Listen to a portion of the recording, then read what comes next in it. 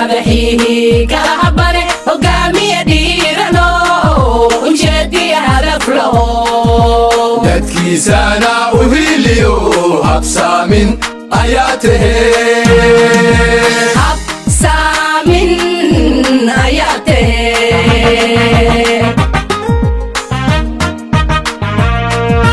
kuwa jira han yaro cadowga u heer yaro boqonaha naga heeraye hulaab xume yuuna dagin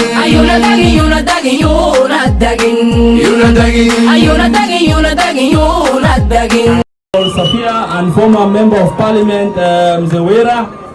Kuna mama amesimama na sisi, nataka usimame tu huko. Alikuwa anaitwa Asha Dego. Salamia tu watu wananchi bana, wakuone hata kama hujabahatika, wakuone kwa sababu ni kiongozi.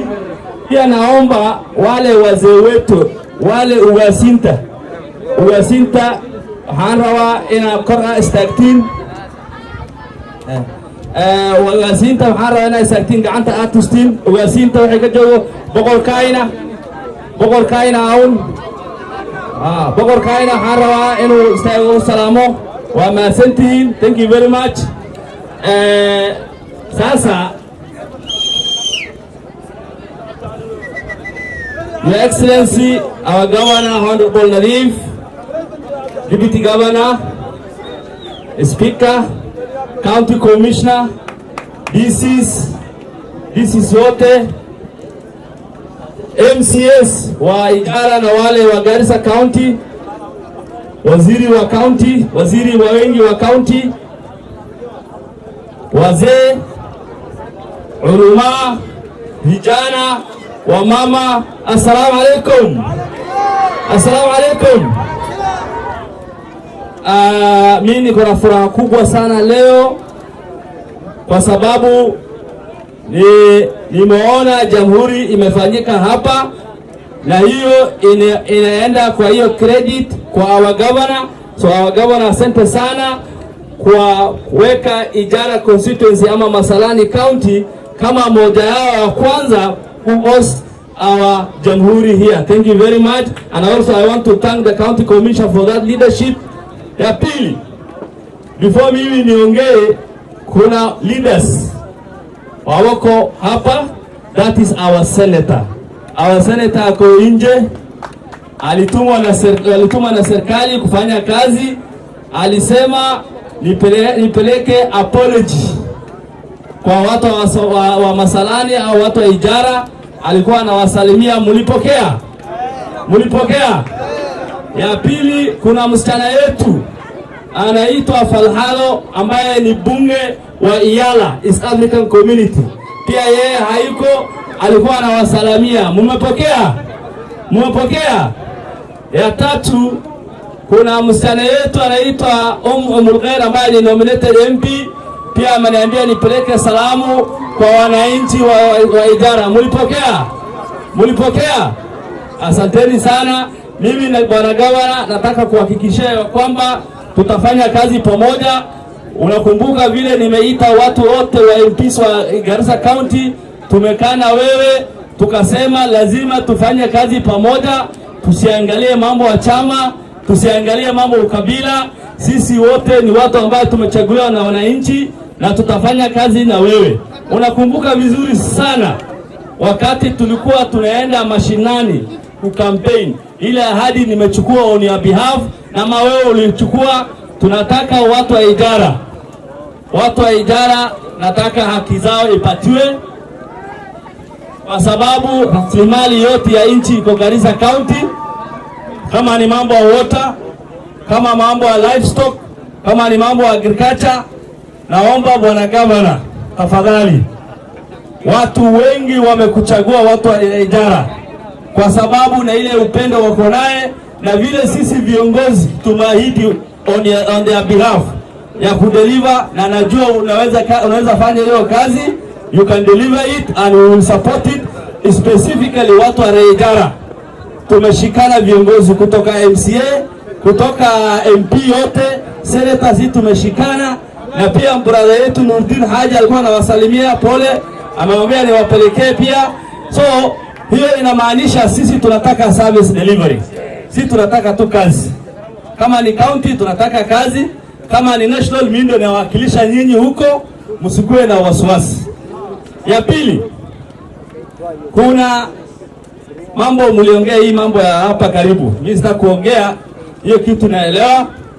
Tunaifanya hiyo maneno na tutachukua wakati mzuri na viongozi wengine huko to make sure tumefanya kazi pamoja. Sisi wote ni wa Kenya na lazima tupende pamoja, sio? Tupendane pamoja, sio? Lakini hii maneno mlisema, mimi najua na sitaki kuongea mingi. Mimi sipendangi kuongea vitu sensitive. Kuna vile tunaweza solve hiyo maneno na tuachie, na tunajua, tunaamini tutafanya kazi. Adare masalani usonoto. Sasa nitaongea lugha ya Kinyumari. Adare masalani usonoto. Masalani waa mahadsantihiin sida noo soo doorateen, qaasatan aniga ii soo doorateen. Aniga waxaan iga ballanqaadi inaan nin kasta aan la shaqeeyo, dadka ma aragtay oo leaderska oo nii hogaamina inaan isku wada keeno. Waa arkaysiin honorable Safiya aan ka soconaa, bishaar shalay aan la joognay, dad kasta aniga waan la hadlahayaa inaan waxaan rabnaa isla wada shaqeyno oo qabiilnimadii ma aragtay oo waxa qoyskan aan iska dhigno. wixii election waa la soo dhaafay Soomaaliya. Maxaan rabnaa aniga shaqa inaan nii suubino. Shaqada maxaa waay inaan dad kasta la shaqeyno. Xafiiskan CDF-ka gaarigii CDF-ka soo hagaajinay, xafiiska CDF-ka uu nii furan yahay. waa ogta dawladda markaan furnay, dawladda markaa dhacday dhibaato badan aan la kulanay Soomaaliya. dhibaato badan aan la kulanay, kootiini jiray, CDF-tii maxaa la geeyay kootiini, sharciga waan bedelay. hadda CDF-ta waa soo noqotay.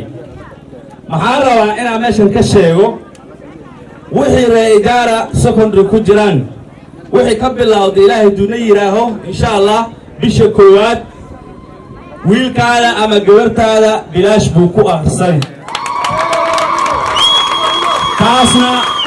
taasna lacagtiina waa CDF, qof la soo fiijinayo ma jirto. iskuul kasta anaa dhex istaagi, anaa CDF-ta bixini, anaa ma aragtay wax kasta xaq u qaybini. soo maamayaasha, dadka agoomaha, kasiixda, qof wiil uu jiro ama gabar uu jirto, maxaan u qabnaa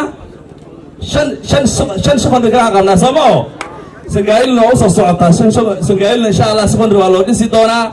taas waan ka ballan qaaday Sagaayilu, laakiin shantaas iskuul dhalinyarada ku jirto kasiixda maamayaasha, qaasatan maamayaasha bisha koowaad wuxuu ka bilowday insha Allah. nidaam baan soo dejinaynaa, waana arki doontiin. midda kale aan rabaa inaan ii sheego, reejaara dawladda hadda bilowday Soomaaliya. wasiir ku-xigeenka iyo PS-ka hadda la dhaariyay Soomaaliya. isniintan aan soo dhaafnaa shaqada bilaabeen Soomaaliya. wixii reejaara leeyihiin oo dhan aniga shabka u qaraacani, xafiis kasta waa nii geli. maxaan rabaa inaan waqti yar isiisiin. aniga waa nii soo noqoni caaw intuu aan jooga. odayaasha waan arki, maamayaasha waan arki, dhalinyarada waan arki. waxaan rabnaa idaara wejigeeda waxaan ka bedelno oo 5 sano dhaqaale iyo development inaan keenaan rabnaa Soomaaliya.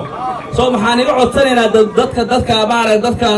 dadweynaha inaa ma aragtay noo duceysiin, inaa noo dadaashin. wax propaganda la sheegay xabba ma ka jiro. CDF-ta markii xafiiska CDF-ta sagaalka dabka Soomaaliya waa arki doontiin, minority group waa arki doontiin, constituency waa arki doontiin, sagaalka dabka oo ma aragtay Soomaaliya waa arki doontiin. wixii shaqo abuurna oo la rabana waxaan rabaa inaan nii garab istaago oo nii raadiyo. tan kale aan rabaa inaan ka hadlo waxaa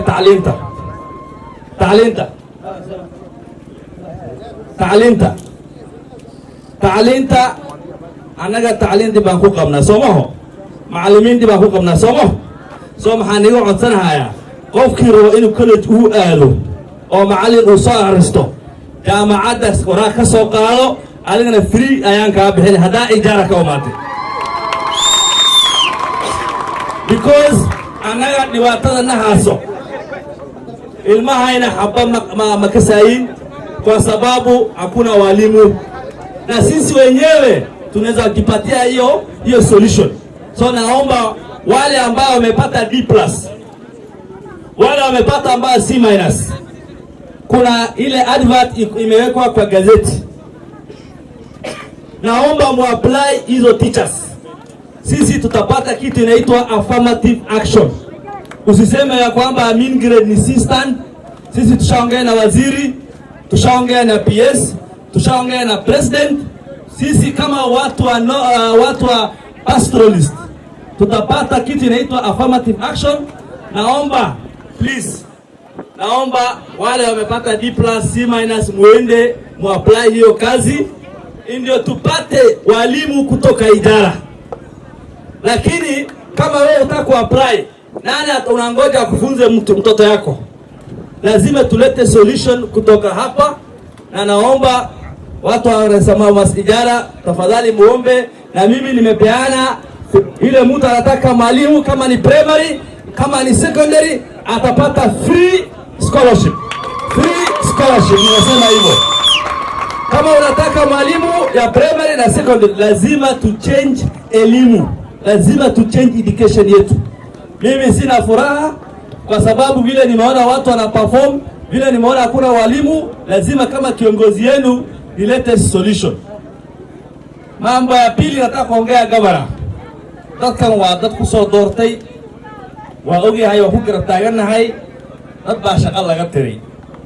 Wixii shaqo si xun loo qoraha laga tiro ima jiro anaga aan kugu raacsanahay taar. Laakiin dadkii waa maartay ay qortay 2013 2016 dad ma aragtay teacher magaciisa taqtariinta wixii nurses waxaan rabnaa ma aragtay arrintan exercise markaa bogto inaad dadka soo celiso.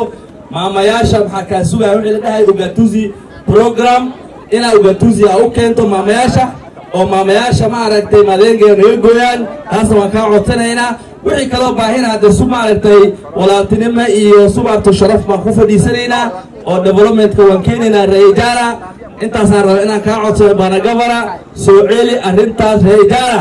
marka Cali Buno bixinayeen oo adiga ku soo gelinayeen, Cali Buno dad badan u qoray, laakiin hataa qalad ku qoro duro.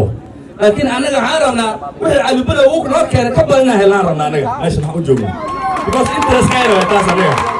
soo maxaan kaa codsani bana gabara Reejara xaqooda sii, waana ku garab taaganahay anaga, waan ku jecelnahay.